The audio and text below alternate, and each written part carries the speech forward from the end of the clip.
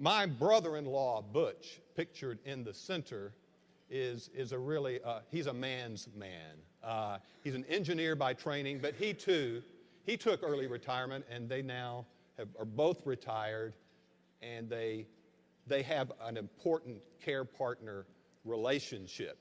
One of the first things I remember about Butch, we grew up in the same neighborhood in Columbus, Georgia, and he was 13 and I was 10 or something like that. And he worked for a taxidermist.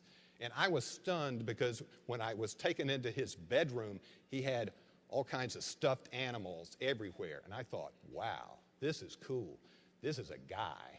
And he took me hunting and things like that when we were growing up. But he is, as I said, a man's man. And that's part of my point here. Now, pictured over to the far side on my right here is another of my brothers-in-law. I have two brothers-in-law, and they both give the lie to that stereotype that the brother-in-law is an unreliable figure in one's life. They are just the opposite for me. Pictured there, who is grappling with his wife, is my wife's younger brother, Tom Forkner, who is a former member of the Georgia Chapter Board of Trustees, very active in the fight against multiple sclerosis. His wife, Vera, is not a blood relative of mine. She, too, has multiple sclerosis. But I pictured them there because of the commonality among these couples, these care partners here. Vera, too, was involved in education. She left the workforce to raise her two sons. My most recent memory of Vera was from a couple of weekends ago when I saw her going down the aisle on a very nice scooter, a woman with multiple sclerosis participating as the leader in her older son's wedding, a beautiful wedding in the Georgia mountains just 2 weekends ago, living her life and driving forward. Tom is a guy who has a number of successful businesses. He employs a lot of people related to him and not related to him. One of the most recent businesses that Tom has started is called Heavenly Wheels. It's a business that does repair and maintenance of carts and power wheelchairs, and it actually has a storefront operation right now in one of the most popular shopping malls in the North Atlanta suburbs. Tom is a martial arts expert. He's the kind of guy, if I was feeling physically threatened or thought my family was, I'd want Tom to be close at hand. Now, the point here about these 3 Y chromosome guys and care partnering comes from this. When I was growing up, I constantly heard it said by my father's vast core of brothers and sisters that Kenneth was a saint. Kenneth was a saint. And I liked Kenneth, too. I saw him hit his hand with a hammer one time, and he said some things that didn't sound saint-like to the young teenage ears, but that was the way he was always characterized. And my mother, for obvious reasons, characterizes Butch, too, as a saint. Now, Tom and I are old friends, and when we were younger adults, we could be characterized as drinking buddies, so nobody's ever said Tom's a saint. Tom's a very good man and very capable. But that's the point. I never really thought that fit that Kenneth was a saint or that Butch was a saint. He was not Mother Teresa. It's not St. Paul. It didn't fit because what I perceived Kenneth to be, what I know Butch and Tom, my brothers-in-law, to be, they're all men. And as Grant pointed out last night, they are engaged in being fully human in a relationship that is extremely important to them.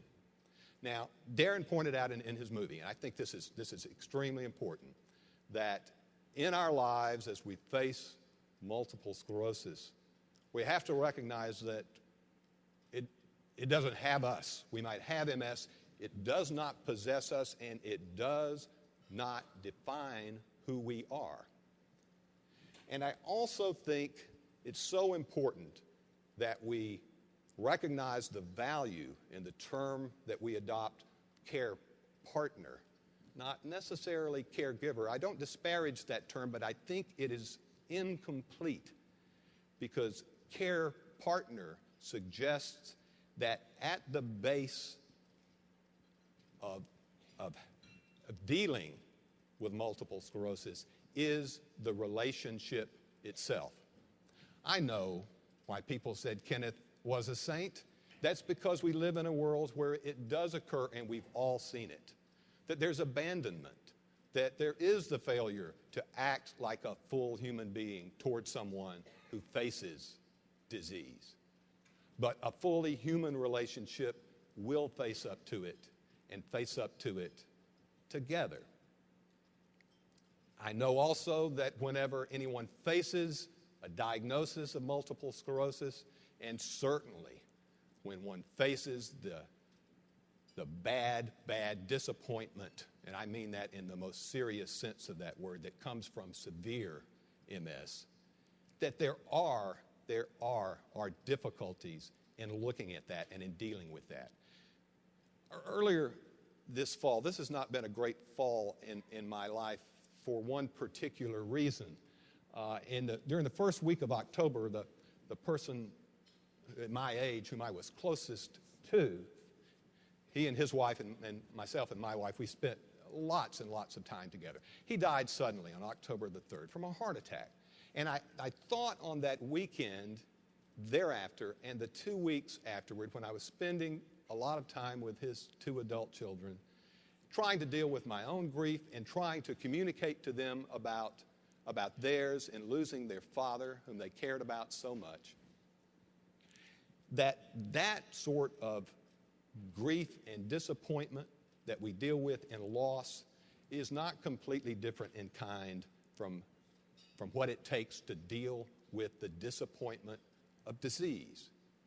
They're not different in kind. They require a maturity and they require a lasting kind of hope.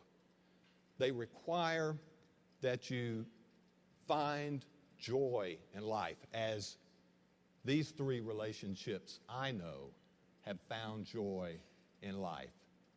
That they pay homage to life as it is, but that they find joy in one another. Now, I know that's what we also must do as an organization. I know that that's what this chapter has been very, very good at doing. That is providing support to families who are facing multiple sclerosis, encouraging that support, encouraging and funding research which keeps that hope alive. I hope that we'll recognize that in order to deal with this, you don't have to be a saint.